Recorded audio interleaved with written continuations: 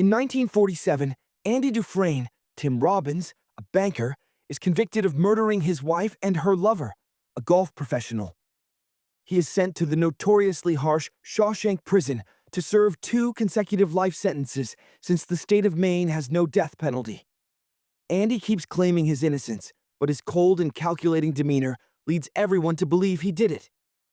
Ellis Redding, Morgan Freeman, also known as Red, was a contraband smuggler serving a life sentence. Red is being interviewed for parole after having spent 20 years at Shawshank for murder. Despite his best efforts and behavior, Red's parole is rejected, which doesn't faze him all that much. An alarm goes off alerting all prisoners of new arrivals. Red and his friends bet on whichever new fish will have a nervous breakdown during his first night in prison. Red places a huge bet on Andy.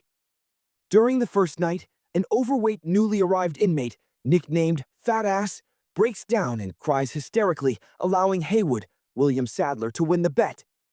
However, the celebration is short-lived when the chief guard, Byron Hadley, savagely beats up the fat man for not keeping quiet when he is asked to. Meanwhile, Andy remains steadfast and composed. The next morning, the inmates learn that Fat Ass died in the infirmary because the prison doctor had already left for the night.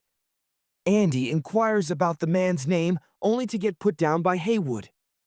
Though other prisoners consider Andy a really cold fish, Red sees something in Andy and likes him from the start. Andy approaches Red to smuggle a pick for him, an instrument he claims is necessary for his hobby of rock collecting and sculpting. Red believes that Andy intends to use the pick for his escape, but then Red sees how small the pick is. Andy is beaten and sexually assaulted on a regular basis by other stronger inmates led by Boggs Diamond, Mark Rolston. During the first 2 years of his incarceration, Andy spends most of his time working in the prison laundry or fighting off Boggs. In 1949, when a work detail for tarring the roof of one of the prison's buildings is announced, Red pulls some strings to get Andy and a few of their mutual friends assigned to the job, giving everyone a break from the usual routine and a chance to enjoy the fine weather.